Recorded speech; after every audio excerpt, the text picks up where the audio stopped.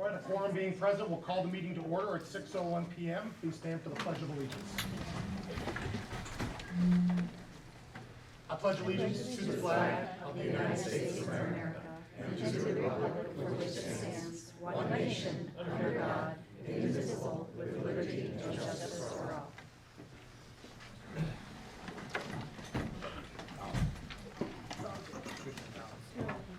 Good evening, everybody. I hope you all had a nice summer. It's good to see you. All right, first item on the agenda is approval of minutes for June 23rd, 2022 regular session. I'll entertain a motion to approve. So moved. Motion's been made by Mrs. Noyes Miller, seconded by Mrs. Barnacle. Is there any discussion? Seeing none, the chair will call for a vote. All those in favor of the motion will say aye. Aye. Opposed, nay. Are there any abstentions for the record? Yeah.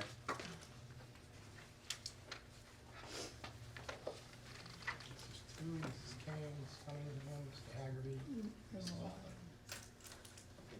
Motion carries. I'll entertain a motion to approve the executive session minutes of June 23rd, 2022. So moved. Motion's been made by Mrs. Noyes Miller, seconded by Mrs. Barnacle. Is there any discussion? Seeing none, the chair will call for a vote. All those in favor of the motion to approve the executive session minutes and hold will say aye. Aye. Opposed, nay. Abstentions for the record? Same. All right, that brings us to our financial report. Mr. Nippercup. Okay, it's fairly straightforward, and this is a recap of last year, how we ended FY '22.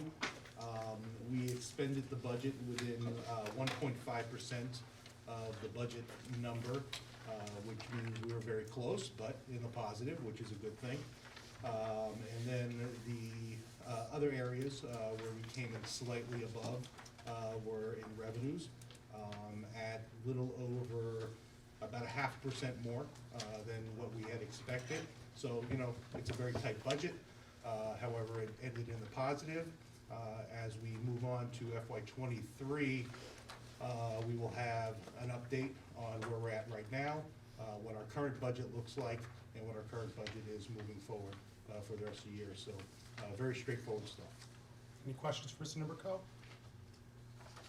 Seeing none, we'll move to staff reports. I'll go first. Mr. Sturgis. Sneak Hello. in there and go first. So, I guess to kick off the year, if you want to see what school looked like 3 years ago and for 100 years before, it's good to be back in normal. It feels normal. It's not perfect, but it feels normal. I just asked Jake the same thing from the student's lens. It feels good to be back, and no mask to start the year, and just no one even I mean, things are still out there, but not even really talking about it. Just getting back to business. So we've had all the normal things. We had an open house in the end of August, which we had almost 250 families attend, which we only have 250 kids in 7th grade. So if you add the new incoming 8th graders into the mix, because it was for new incoming 8th graders and all 7th graders, we pretty much had everyone show up on that day, which was fantastic. We measure it by how many schedules that are printed out and give out. The 8th graders stopped trying to sneak in now because it's all online as well, so they don't need to sneak in and try to get their schedule ahead of time. But that was very well attended. Parents seemed to be happy getting to see the school itself. Our student council kids helped tour guide around. We switched the way we used to do it last year, and we stuck with it just because it seemed to work better. It initially was because of COVID protocols, but the method actually the model seemed to be much better, which was StuCo kids actually got like a section or an assignment to explain to families and kids. So instead of touring a group of kids around and having kids be bored and kind of not going to their actual classes, they got to go to their schedule and have other students who are going into 8th grade, a few going into 9th grade, actually answer the questions for them. It seems to go over much better. We had our back to school night last week, which again, that's our most highly attended evening, but it was the first one since COVID that we were back in person. So again, it's great to be back to normal. All of our fall sports are up and running. We've already had games, meets, soccer, field hockey, and cross country combined. We had over 100 kids try out for those 4 teams, so or 5 teams for boys and girls cross country. So kids are still participating. Intramurals and all of our after school clubs started pretty much this week. Some started last week. So although we're only third week in, we are starting the 4th week. We are up and running as if we never closed. So just one thing to know in case anyone is interested in attending, I put a thing in there. We do have Jesse the Machine Green, not our 7th grade science teacher, but he has his own TV show. He does Chainsaw. Now I'm drawing a blank on the spot, but he does. Yeah, so he has a presentation. It's meant to be like an anti-bullying presentation, except instead of talking about bullying in the typical way, it's actually talking about more being kind of a unique person and taking your own path. It's more of a positive outlook instead of having the kind of the negative overtone of bullying and anti-bullying things. We do a lot of that, and so this one is more of a positive. I think he's kind of an odd duck, and he owns that, and that's his presentation. That you don't need to fit the mold. You can be you, find your own path, and so we're looking forward to seeing that. That's an entire school-wide presentation. I do know I did ask for a large number of items to be declared obsolete. Yeah, so the vote here actually says declared equipment, it's actually declared books. This is the list, I am happy to pass around. If you all feel like you would prefer to wait until the end of the meeting to take the vote, your call, but I did not make 18 copies of this, and it Johnny Tremaine is is not on the list. Oh, thank goodness. And I will say, the reason for most of those are either the books are so old that the pages actually fall out as you open them. They've sat on our shelves for decades. Many of them are technology and science books that the content of the books are obsolete. And so when they're looking at cell phones as the future of the world, well, we're way 20 years beyond those books. And so a lot of those books are just so old. There are some items on the second page attached to a letter that has cassette players and VCR, VHS players and old speakers that don't work. So there are a couple of music items. The turntable one sounds kind of awesome, but it doesn't work. Separate motions on that, or do you want? Well, first I'll entertain a motion to declare the equipment obsolete as presented by Mr. Sturgis, made by Mr. Haggerty, seconded by Mrs. Noyes Miller. Discussion on that motion, so not the books, but the 1 through 7 items on the second page of Mr. Sturgis' memo. Seeing none, the chair will call for a vote. Those in favor of the motion will say aye. Aye. Opposed, nay. Any abstentions? Motion carries. Do we want to let that list circulate and come back to that motion after? Maybe. Okay, we'll do that. So we'll come back to the second motion in a couple of minutes. Ms. Joseph, how are you? I'm doing well. I would concur with Mr. Sturgis that the opening of this school year felt much different from the last couple of years, and worlds better. It definitely felt like home again. You know, with all of the restrictions being lifted, and it allowed us to continue to have conversations about what is best for children, which is great. We opened with a senior sunrise at very early, 5:45 a.m. on the first day of school. We continued to meet with our classes during that first week to talk about goals setting and expectations, and setting a tone and climate that we're looking for at the high school. Our student council continues to plan for homecoming, and Jake will talk more about some events. We have our new student here, Jake Rosen, who will be here at school committee meetings. And he will present more information, what's been going on in the student life, but they are certainly looking forward to homecoming. It will be outdoors by choice this year. They loved it so much last year, though they didn't think that they would, that they asked for it this year, and that is why it's placed so early in the fall, so in hopes that the weather is more temperate. If it's not, it will move inside as the rain date, as the rain check. However, as our gymnasium floor is under construction, Mr. Sturgis is granting us the ability to hold it at the junior high school gymnasium if we have to move inside. So we're looking forward to that. The theme is disco, running off, I guess, in a way with the Mamma Mia theme and ABBA from last year that they were inspired by. So we're looking forward to that for sure. Just an update on the gymnasium. I corresponded today to finalize what it will look like in the floor plans, and we are ahead of schedule, thankfully. So as of right now, our humidity is down, our floorboards are in place, and they will begin tomorrow afternoon with the finish work on that, which will take 4 layers before they then move to the painting of the lines, and then we'll take a layer for each one of those paints. So we are looking at being able to be back in our field house, we hope, by mid-October. That is 1 month ahead of the original November 18th date that we had received. So we're very excited about that possibility there. National Honor Society will be holding its induction this, I think, no, is it next week? Next week, on the 29th. So we're looking forward to that. We have a number of new students that will be joining. All of our clubs and activities are off to a great start, and our athletics certainly are well underway as well. I wanted to introduce to you two of our new staff members. First, I'll just step out of their way. When we talk about athletics, we have our new athletic director, Marcus Backlund. Marcus joins us from Auburn High School, where he was the athletic trainer there, and he's been here right from the get-go, from the first day of summer, and here every day. He's been fantastic. So we are welcoming him, and he, prior to his time at Auburn, he was at Springfield College, where he received his degree. I think he's also continuing on, if I'm not mistaken, with a little bit more education in his field. And then I want to introduce Julie Donovan. Julie is our new school counseling director. She joins us from Springfield. She was the PBIS and 504 coordinator there for the last 12 years. Prior to that, in school counseling, and she has her both graduate and undergraduate degree from Boston College.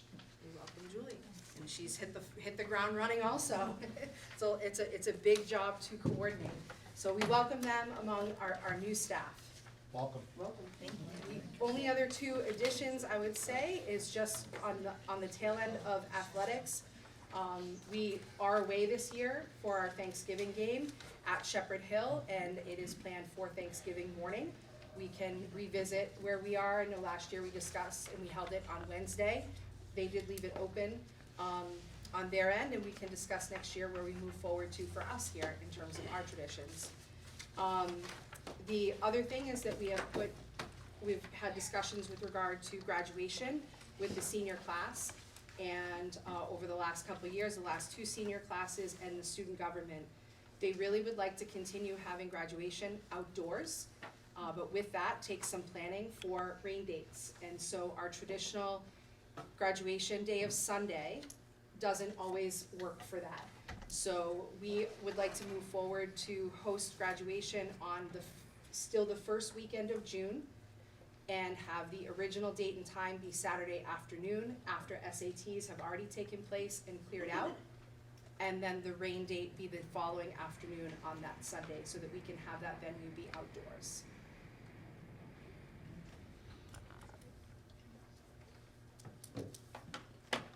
Any questions for Ms. Joseph? Thanks, Lee. Mr. Wood? Ms. Valenzola, you have my report. I'm going to highlight one thing, well, two things, I guess. Exploratory is going really well. The freshmen have been phenomenal, and it's so cool to have kids back and working on projects. That's like the best thing. The next one is, you see the electrical grant? This is kind of an out-of-the-box grant. We went to a company I've never heard of before, and they could not be more supportive. Since the report, we had a site visit last week. They came in, met with me, Mrs. Cartwright, because for the first time we're actually partnering with TED Foundation, which is really cool, and with Mr. Segan, who's our senior carpentry teacher, Mr. Vachon, one of our electrical teachers, and this is to build a ground trainer. So if you think kind of like this, it starts at the ground, goes up, and then these are solar panels. So kids will learn how to do solar panel instruction on a roof, but only being about 8 feet off the ground. They were very impressed with the school, with our students, with the programs. They came from Texas and Atlanta and Brookline, and their only criticism was, you're asking for $44,000 and change, we asked that you ask for $60,000. So of course I said yes. So we're now, between now and Friday, retooling our numbers to get to the 60,000. But once it's built, it will actually be a tool that will be in the courtyard on the second floor. It will be used primarily by the students in electrical, learning 2 different types of installation of solar panels with 2 different types of inverters, which will really prepare our kids, because a greater number of our kids who have gone out of electrical and co-op over the past several years have gone to solar farms with little or no skills because we don't have the equipment to do that. Now we will be fully equipped to teach them that, so they will be better prepared. It will also be able to be used as a tool for our students in conservation, environmental science, and down the road, it could even be mini field trips for the elementary schools to come in, and our kids would be able to teach them about solar power. So that's my highlight of my. Question for Mr. Wood? All right, that brings us to our committee reports. We don't have too many committee reports because I'll be distributing committee assignments tonight. Jake, welcome. Want to take a couple of minutes, introduce yourself, and offer us your report? Welcome to the committee. So, good evening, school committee. I'm Jake Rosen. I'm a senior, and I'm honored to be serving as your representative throughout the year, and I look forward to updating you on numerous events. So, for this first report, so on August 30th, students and faculty returned to the school as usual. However, they did so as themselves, rather than behind the guise of a face mask. This year represents probably the first in the last 2 years where normalcy has slowly but surely creeped its way back into our graces. This year represents probably the first of many where everyone feels as though they are truly in school and truly facing a more suitable school environment. As remote learning and masks, both a necessary evil, are anything but desirable when given a choice.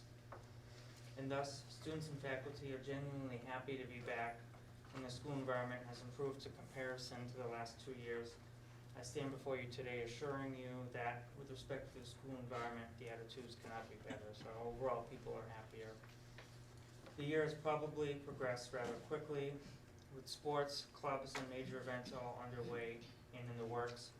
Recently, the school had its first student council meeting, where the new freshman class joined, and preparations were made for the homecoming dance on October 1st. The Spirit Week that happens that week, where everyone dresses up for something, and it's to raise morale and to prepare for the event. So those are planned. They start with Hello Week, which is currently this week, which is hosted by Tantasqua's Save Chapter, Students Against Violence. So that started Monday, and we have some activities planned throughout the week. And the sneaker drive that is occurring in October, now in its second year of fruition, which is something that we're doing with the Rotary Club in Brookfield and the Planet Aid organization. They collect shoes and they either regift them or they use the materials for construction projects. The sneakers, the shoes can spend as much up to 43 years in a landfill. So this is an environmental initiative, and it's collaborative, and it's helping to bring Rotary into the school so that they can hopefully bring a younger generation into their graces so that they can help in humanity projects when they're older and in college. Committees are also formed to discuss future events, including the Power Puff Tournament, the Warrior Day Service event in December, which also happens with the Junior High Student Council, and football games, which always the Student Council will run a snack shack, so we plan for that, and we are having a student section, as we did last year, so we're preparing for that as well. And NHS, as Ms. Joseph mentioned, will induct its new members next week. And we have our first meeting this week, so that's starting up. Many clubs have already begun, including the math team, cycling club, book club, among others. And then recently, science club was created, which it's not about experimentation, but it's to enrich the students, to make up for changes in curricula that occur where students would want to learn about something, but as they take the course from year to year, it's changed. So this will provide students to research a topic and share it with others from which they would have learned in class but couldn't because the curriculum was changed maybe a year or two before they started to take the class. So that will enhance the science curriculum that the department offers and make our students more enriched. Tantasqua's newspaper recently went fully digital, so before it was always electronic, but it looked like a newspaper, but now it's full on website. So that's occurred, which will hopefully make things more accessible to everyone. Also, various social justice groups will be starting soon, including the Connections program, which alongside the Diversity Club will host a diversity panel at a future faculty meeting at some point this year. The Connections program is also beginning to plan for presentations in health classes about, diversity, prejudice, hate, and ways that we can all come together and fight those issues. And the Diversity Club is starting up this week as well. And the panel represents some of the first steps in bridging the gap between students and faculty and issues that faculty might not know exist and haven't been able to help with, either due to obscurity or when incidents are occurring. So this will help enhance communication so that we can all be on the same front. And at any rate, it will help unify the common struggle between educators and students in eradicating ignorance, which is the antithesis of education. September at THS cannot be more radiant. I look forward to seeing how these recent updates take shape, and I'm eager to bring more achievements to your attention in my capacity as a liaison between matters administrative and educational. Thank you for your time. Thank you. Mrs. Fitzgerald? One quick question. Jake, how does the high school introduce students, in particular freshmen, to the club offerings? I know at one point there used to be a club fair. How are kids made aware of what we have? So there's the list on the website. There is a club fair on the new student orientation for ninth graders and new students entering any of the other 3 grades. The clubs there can vary from, 1 year, a certain club might be able to put the presentation together for it.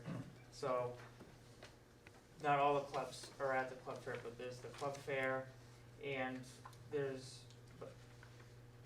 usually by word of mouth as well. So there's that, but there's probably ways that can be enhanced in doing that. And then there is a bulletin at lunches as well, and sometimes morning announcements if it's something large enough.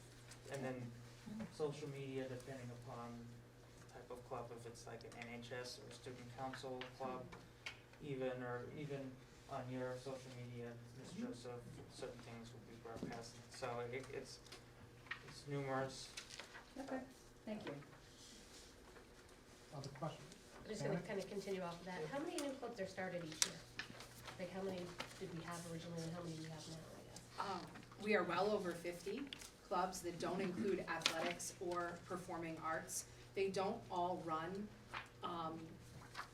every year. It's based on student interest, and it's also an open rolling enrollment, so to speak, for any new clubs or activities. We have a process in place where students can propose new clubs and acquire an advisor to do that, and we can start new clubs as soon as we have those things and are able to support them. Typically, what happens on both sides of the street, and I think we have close to 90 clubs between the two, because it's always my favorite slide on the public hearing at no fee. But typically, in any given year, I would say between both sides of the street, we get maybe 2 or 3 interests in trying something new. If they can get an advisor, we absolutely say, let's try it. And then it's on the principals to evaluate over the first 2 to 3 years, is it successful? Is there enough enrollment to kind of consider it a formally adopted club? And sometimes other things fall off, because when you've got that many offerings to kids, plus sports, plus music, at some point in time, there might be some that were started 10 years ago that are just, folks aren't interested in, so, but we certainly. And I think this year it's 2, it's the science and the Sandy Hook were the 2 new ones this. Yeah, and Sandy Hook started here a couple of years ago, so and we'll, it's continuation Yeah. of the student who moved on, so. which is awesome. And we have a couple others with renewed energy. So they've been on the books before, mostly pre-COVID, and they are looking to come back again. Great. Thank you, Jake. Mr. Wood, you want to introduce us?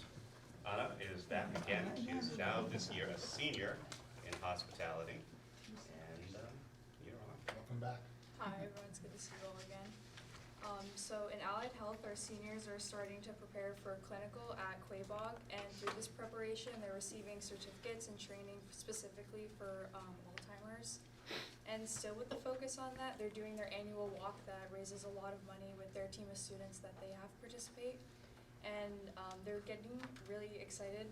They're heading to Boston for a day to visit one of their friends that was also in Allied Health that is very sick right now. But they're also going to visit the Museum of Science while they're there. In carpentry, students are working with OSB to revamp some of the buildings that they would do traditionally. They're focusing on how to do this historically accurate, keeping it intact, and doing it how they would want to present it to the public. CAD has entered a 2022 design competition in joint with Norwich University that they're really excited for. Our electrical students have focused on fixing and maintaining outlets throughout the school, and has worked with carpentry to fix switches on large sanders that they've been having some issues with.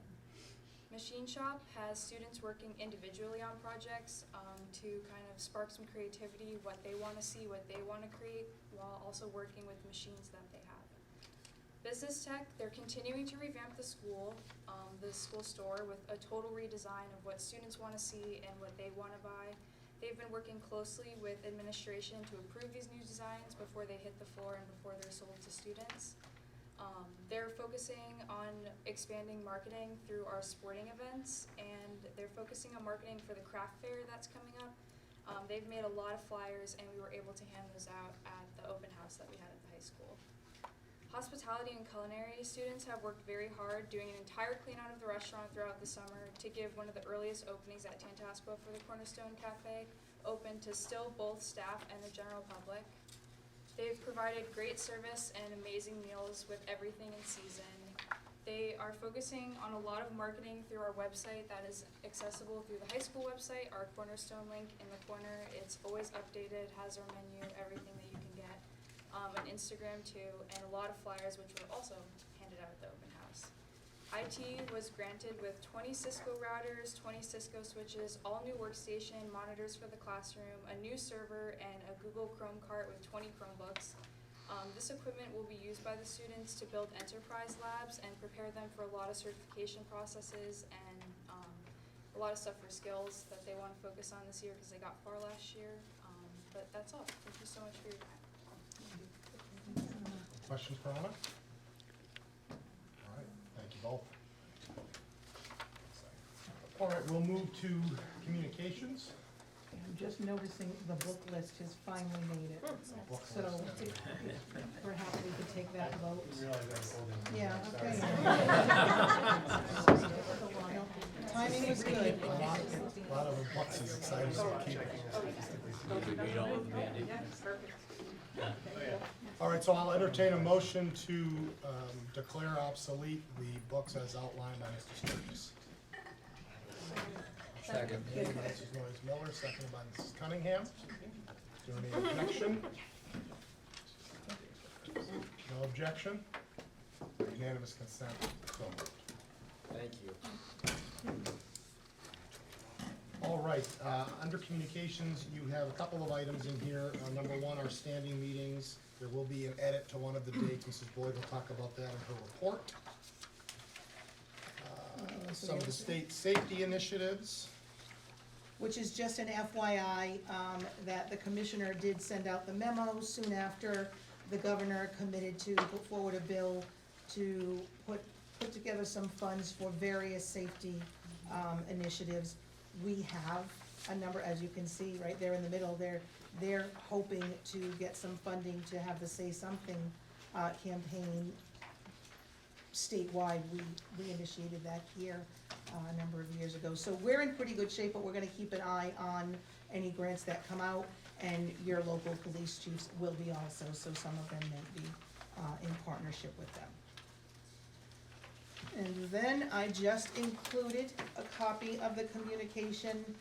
I think I sent you all the email, but I could have not when we were informed that OSA is again trying the expansion. We all know they tried last year, it was turned down. They are back again. So I did just include the first couple of pages of their renewed packet, as well as an email that Mike and I together sent in response to their, I think their deadline was September 30th, if we wanted any. And our bottom line is, as you can see, I just said, everything that we said last year still holds. We're still in the situation. Our biggest, I think, maybe objection, so to speak, to the package would be the implication that we don't offer hands-on project-based learning, which again, we reinforce there, and it is a little ironic that I'm just updating you on this as we are working at OSV. Is that a term of art, a defined term, the way that the state uses that Project-based term? learning is one of the items that they're It's one of the hanging their hat on. criteria, but do they have a definition for what I'm they trying to believe is dig into that. project-based? I have asked. Yeah. You know, as, it's very There is a interesting. definition. Yeah, and I have not There- seen, yeah, there has to well, be, I have yeah. not seen one that knocks us out of it. Right. Because No. we do. So we once again renewed, just, you know, it is certainly, especially for my Sturbridge members, it's a little bit awkward. They are a community, organization that we want to support. We certainly want OSV to continue, but we continue to at least wanna say, let's set the record straight. We're in the middle of, back when we had levels, we were a level 1 school, we continue to be high performing, and some of the things in their application just aren't quite accurate, so we've just renewed those inaccuracies. I don't know where it'll go from here, so, just wanted to let you know. The public comment period did conclude prior to tonight's meeting, so we thought it made sense to reinforce the same principles in the letter that Aaron and I sent last year, so keep you posted. That is it for communications, right? That is it for communications. It brings us to your report, Superintendent Fuller. Right. We'll start off with the positives that you've already heard from everyone across the table and the students. It really has been a great, refreshing kickoff, feeling better than it has in 3 years. The first, just kind of the bullet there, opening day staff activity, and I'm going to pass around something that didn't make the packet, even though it looks like it did. So opening day, that first day before students come, we kicked off for the first time in 3 years, all staff across the district, across the street, before they went out to their own schools/districts. But we had a lot of discussion over the summer with the leadership team and the principals, and we're really looking forward to opening day. What I'm actually passing around is the result of an activity that they all participated in when they went back to their buildings. You think you have it in your packet, you only have one school in your packet. So if you see the number down below, we ran this activity at every school across the district.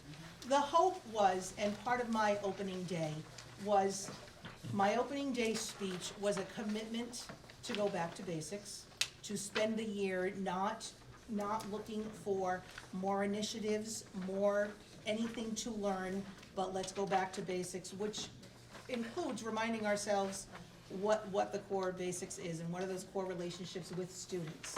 So I queued it up at the opening remarks, and then each building principal went through a very simple 5-minute exercise on, the software is a Mentimeter. It's a website online, so anyone who has a device goes to the website, and the simple questions were, I told them to think about, to put in 3 words that they thought best described effective educators. So what you see there is the result from the junior high and the high school. The cool thing is, as they're entering them, if you've got electronic, if you've got a screen up, you can see the answers popping up. The larger ones are the ones that show up often, or the most. The largest are the most. So I thought you might like to see what your staff, they're very similar, some are a little different from junior high to senior high, We did that across the district, shared that with staff, and they know going forward, we're gonna keep having similar discussions and conversations in hopes of getting the staff engaged in redefining what is their vision, what do they think their mission is, what are their beliefs and core beliefs, which, as you can all see, I would love to be feeding back to you as we're trying to get our updated mission and vision by the end of the year. So hopefully we'll be able to get you some feedback in this fashion from your staff across the district, but I thought that would be interesting. I actually did talk to the principals, and we're also gonna try and test similar questions out to some of our student groups. So I'll share whatever we find. So that was opening day, which I think even before students came, our staff was certainly far more optimistic and engaged and ready to start than they had been in a number of years. October 7th is our full PD day, which we will, again, for the first time, actually in more than 3 years, it's been a number of years since we had that sort of conference-style PD day where we're offering a number of different sessions that the registration opened up, Jody, yesterday, Monday, today's just Tuesday. So across the district, there's a number of options all day long, so folks could participate in 2, 3, maybe even 4, or if they're there's a few half-day sessions that they can register for. So we're excited to be back to that. We had some really successful ones. There's a couple, probably almost 10 years ago, that many of our staff remember and talk fondly about. So hopefully that will be a very successful PD day for staff. I'll wait for those last two. FYI, we did early July commit to moving our student information system to PowerSchool. So we're in the middle of building that transition process. We will have minimal staff interaction until the very end of the year. Before that, the staff that you'll see engaged first will be your scheduling, your guidance staff that need to start it. They're gonna build next year's schedule in the new system. So that activity will start over the winter, but most classroom teachers aren't gonna be asked to even see it until towards the end of the year, and we'll keep you updated on that. November, Mike alluded to a request, if it's okay with you all, whether you want to vote or unanimous consent or disagree. Your November meeting is a little bit earlier than it has been the last couple of years. Right now, it's scheduled to be the 15th. I request that we push it to our usual, it's traditionally been the week of Thanksgiving, which would be the 22nd. That's mainly because that will be a joint meeting, and I really could use that extra week to get your central office budget ready and anything else, the calendar that we want to present. So if there are no big objections, I was hoping we could just make our November meeting the 22nd instead of the 15th. Any objections? Excellent. Second, yes. Excellent. Almost finally, we came out of the gate a little strong and we're gonna walk it back. I gave you all an email to pencil in, hopefully you used a pencil, October 29th for the retreat.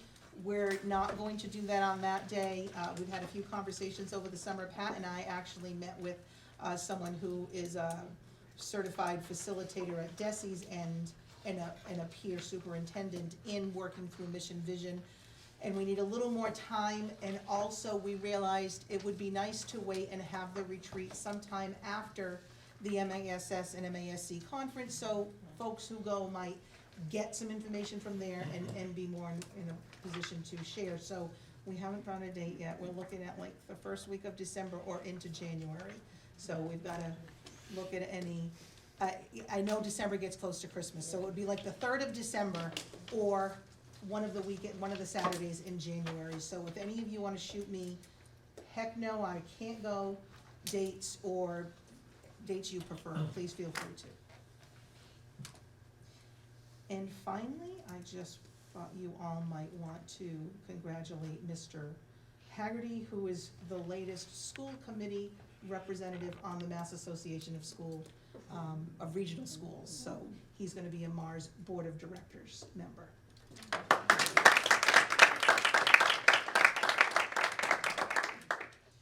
That's it for me tonight. Congratulations, Mr. Haggerty. Thank you. We have no unfinished business to tend to. We'll move to new business. New business is FY '23 subcommittees. So we'll move these around and we'll then break into caucuses to elect subcommittee chairs. Appreciate all of your, let's do it this way. Appreciate all of your responses. As is, been my tradition for a decade of doing these assignments, I attempted to get everybody at least one of their first or second choices. Newer members only have one subcommittee as they orient into the committee. That's been standing tradition. And also was able to keep some good stability on our subcommittees as we've had a number of members that have now been on some of these subcommittees for a long period of time. So with that, not every subcommittee needs to meet within the next month, but some do. And so what we'll do is, I'll just send folks to different parts of the table. You can just quickly get together a line on who will serve as your chair. Although Mrs. Leo is not here tonight, she did indicate to me that she's happy to continue as the chair of Building and Physical Plant unless somebody else wants it. And so with that, why don't we have curriculum come over here to Mrs. Barnacle, budget come over here to Mrs. Noyes Miller, technical go down and visit Mrs. Custance, and let's do those three to start. So you just want to quickly. Just quickly get come back together and say a who's line the on your chair, chairs. And if Yep. you need a meeting, set it up. Steve and I will talk to budget.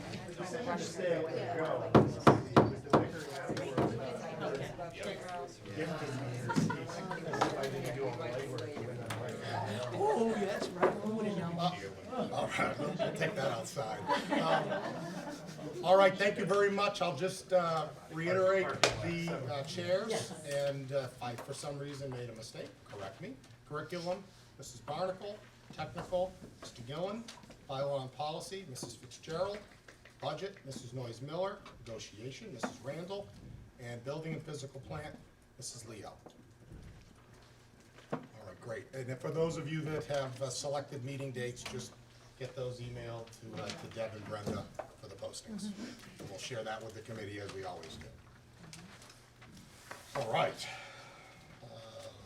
That's the last item under new business. We'll move to public access. Is there anybody that wishes to address the committee? Yes. Hi, Michael. I wish to address the committee. Yeah, please let the committee know who you are, and you have 2 minutes. So my name's Corey Von Brady. I'm the union representative, SEIU Local 888. I represent the cafeteria workers here, as well as the custodians.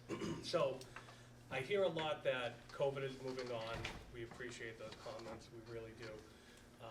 A lot of my bargaining unit members have picked up an additional workload that they will carry forever. So we're here to talk to them, hear from them, and hear about the struggles and the additional workload that they have picked up over COVID. So that's all I have.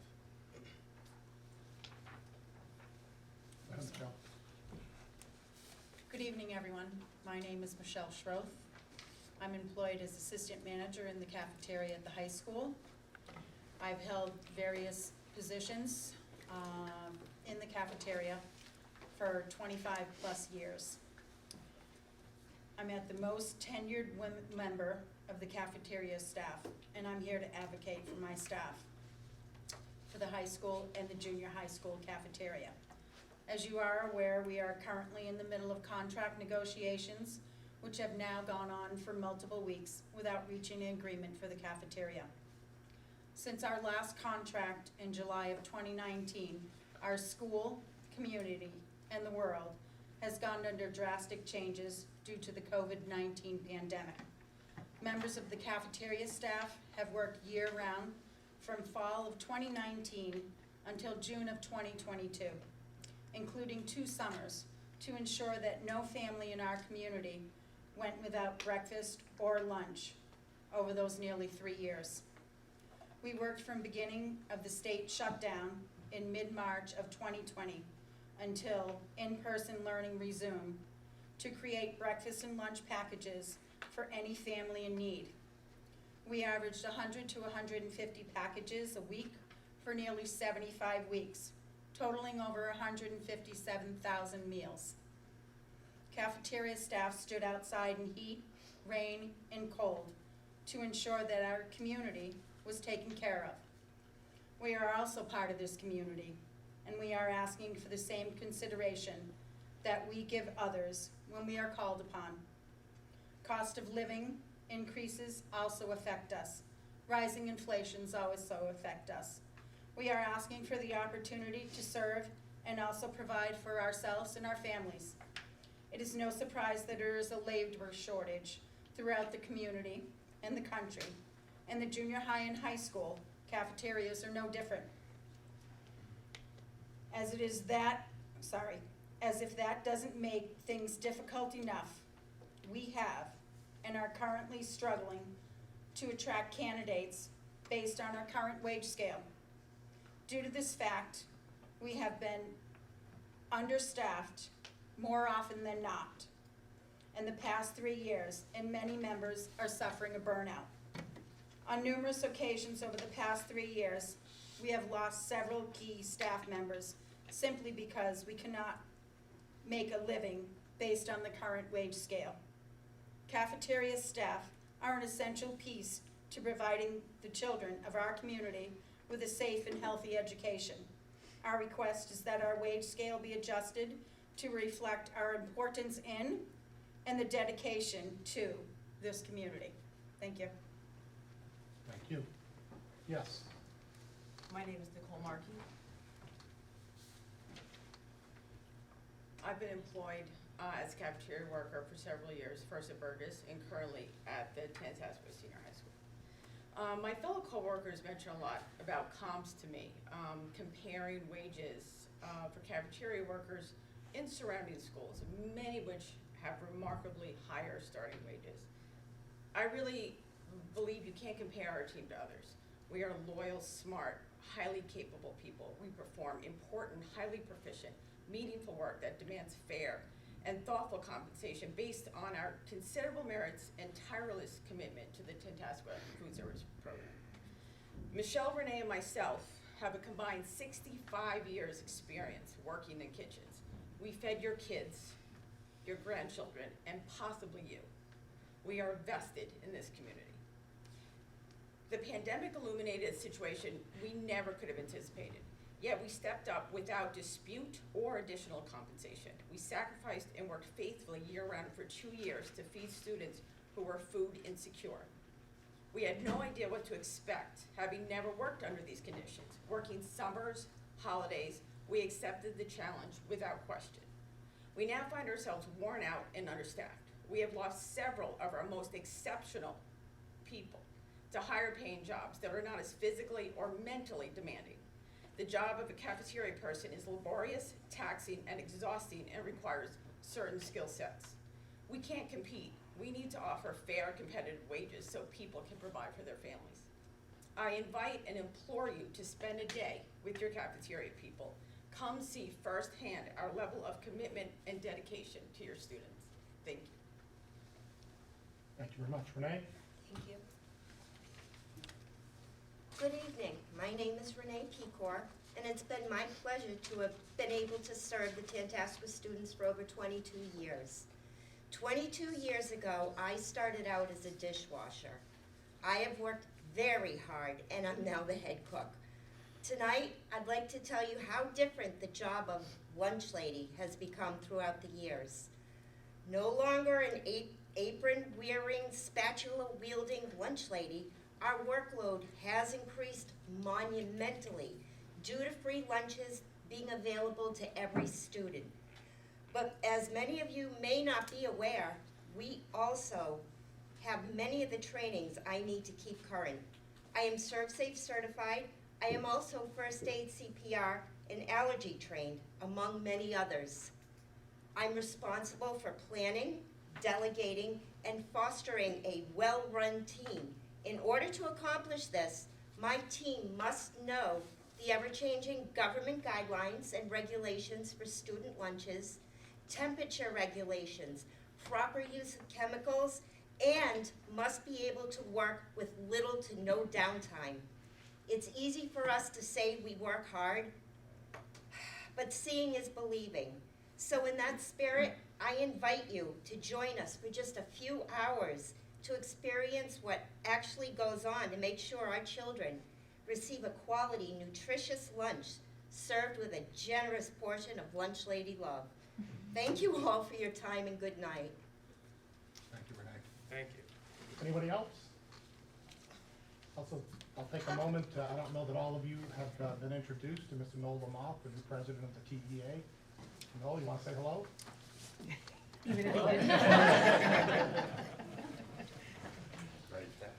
That moves us to open forum. Anybody that wishes to make a comment during open forum? All right, with that, we'll entertain a motion to convene into executive session in accordance with Mass General Law, Chapter 30A, Section 21A, subsection 3, to discuss strategy with respect to collective bargaining.